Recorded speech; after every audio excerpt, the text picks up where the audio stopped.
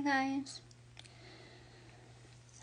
So, to tell you how my day has gone, I was getting ready, and I put my trusty wig on, and I got the news that, someone very special from my past has crossed over, and when I got the news, I was actually sitting down to make this video. And unfortunately, for me, there are no coincidences. Coincidences? Yeah. In Nikki's life. Ever. About spiritual attachments, negative spiritual attachments, possession, all that. And the trap witch, Tatiana, she actually made a really good post about this a few days ago. And she's talked about how obsession is possession. And all these things. So I guess that's... I'm not going to say her name, but I guess that's her way of letting us know what happened. She was not spiritual, really, besides Christian, as far as I know. Yeah.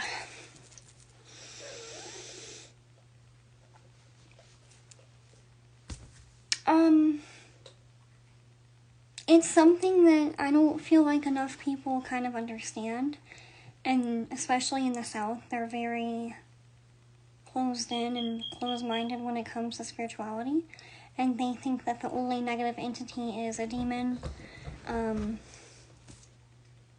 they picture like this monster with 500 horns and an arrow for a tail, like very cartoonish, very fictionized, very straightforward, and that's not it.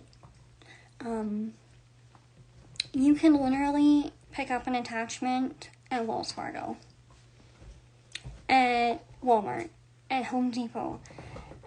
If you're in the cemetery, doing God knows what, and you don't properly cleanse. Same thing with funeral homes, hospitals, the whole, places like that. And it can last your entire life. And sometimes they're sent at us, through brujeria or whatever. But like I said, sometimes you can just pick it up. It can just attach itself to you. And when I notice that someone has one, and I notice it outside of a reading, meaning I'm living my normal human life and boom, out of respect and just good manners and normalcy, I don't just, if I see anything, I don't tell them if it's a stranger. I just don't feel like that's appropriate. I pray for them. I say a little quick prayer in my head, that they'll get the help that they need. But down here, I have to look out for my safety and my reputation. I can't just... Because honestly, if I did that to all of them that I see, it would be like 2 or 3 people a day. Not everyone has one, don't get me wrong. But I don't just tell people. But if it's someone that I've been spending time with and they know what I do and all these things and I feel comfortable enough and I feel like it's appropriate, I will gently tell them, hey, I don't know if you're aware, but you have a kind of a negative, darker, lower level entity attached to you. I can help you cleanse. We can do a variety of things to remove it, but I just wanted to let you know. I never fearmonger. I never, emphasize the actual seriousness of it because people, a lot of times, they're already going to be on guard, and I don't want to make anyone uncomfortable. But it's one thing, like, once you're aware of it, and you choose not to do anything about it because you don't believe in it, you don't want to believe in it, you are scared. The people that feel that way are the easiest targets for these entities because they know you're not going to do shit. So it's like Curious George on your back and some monkey on your back with a backpack. If Curious George was evil, that's been your spiritual attachment for 10, 20 years. That's your little buddy. What you call your demons. And it's been on you so long that if it's bad enough, you'll have to get multiple cleansings, healing work, honestly things that are above my pay grade that I will refer elsewhere if it's a big problem. But if it's just an attachment that you picked up randomly, or it's something that I can handle, which is a lot, I'll help you. Lord Jesus. But yeah, they attack people that don't believe in removal, people that are depressed. Sometimes when we go through trauma, especially things like SA, violence, all these things, our spirit leaves our body. For like a split second or a few minutes, and that's kind of when they choose to attach, because chances are the person doing that to you has attachments. You see what I mean? And it just adds to the problem. And I see so much evil, and it really just makes me sad that people don't want to get help, because like I said, I'm not going to force it on anybody. I'll say one thing if it's appropriate very gently. After that, I said what I said.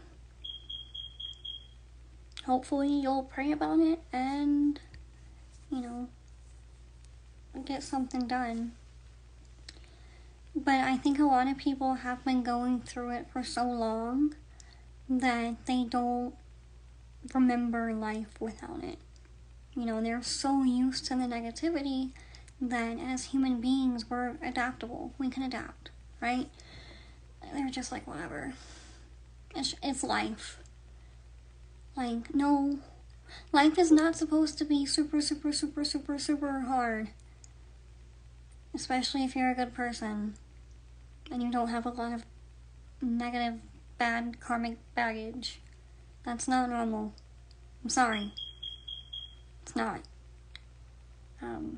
We all have ruts and, spirals and trials and tribulations and all that, don't get me wrong.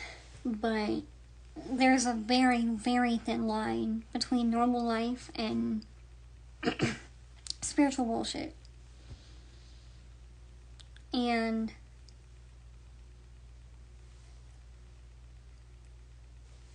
it just makes me sad that this woman is no longer here. She was a very, very, very sweet lady. She was tough. Like, she had a very strong personality. She was a no-nonsense type of woman. Very straightforward. Kind of, like, hot, like, fiery energy. But she was very tender-hearted and very, kind towards people and animals, and yeah. And like I said, I was sitting down to make this video when I got the news. In this very spot. So, and she was very young. I want to say she was in her 50s. Maybe even still in her 40s. Not very old at all. And, she had been sick earlier this year, and I kind of got that tinge feeling, you know. I said a little prayer for her and stuff, and I think she got better, went back to her normal life, and then, today, or yesterday, it happened. And I wish people didn't think that herbs and cleansing and stuff is evil. That's very weird to me. If anything, the person saying that and spreading that belief is evil and twisted, because what is evil about water and herbs? If you believe in God so much, why don't you look at nature as part of God? Like, God gave us herbs and water and fire and smoke and all these things for us to use. You know, to help ourselves and to help others and relate with, and also for us to take care of, you know. But I'm sorry I wasn't super, like, upbeat. I honestly was gonna try to make this a, like, almost satirical video because of the evil Curious George thing. And after this whole thing, I'm not really feeling that. I can't really cry about it, because some things I'm detached from, and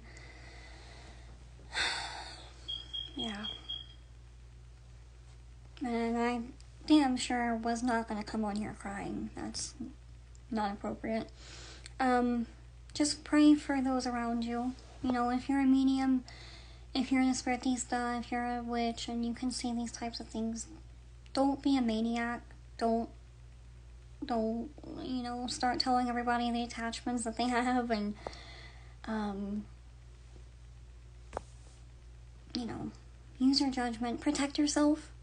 If you can see that this person has an attachment, ideally you would not, and they refuse to do anything, ideally you would not be around them that much. And if you do, for whatever reason, work, you live with them, they live with you, whatever, which are honestly the only two places I can think of that you absolutely would have to be around this person. Even then, you can go get another job if it's that bad. You know, you can go get another job. But that entity is going to start doing things to push you out because it doesn't want to be found, if you can see it. And the person refuses, you know, to do anything. I wear protective jewelry. I make protective jewelry for you guys. I make baths. If it's above my pay grade, like I said, I will refer y'all somewhere else. But I can handle a good bit of it. Because I mean, I've seen the worst of the worst. I mean, just evil. I've seen a lot of evil spirits. I've seen hardened spirits, which are the more aggressive ones. Intranquils, spirits in pain, hurting, crying. There's a bunch. A lot of times spirits that died a traumatic death will be in a lot of pain because their soul was traumatized and they don't really understand. They might not even know that they're dead. And they kind of trying to live vicariously through you, good or bad, and it's just not healthy. And a spiritual bath, if it's made in alignment with you, like my padrino talked about this on his videos, about you have to be careful what herbs that you use because they might not align with your energy.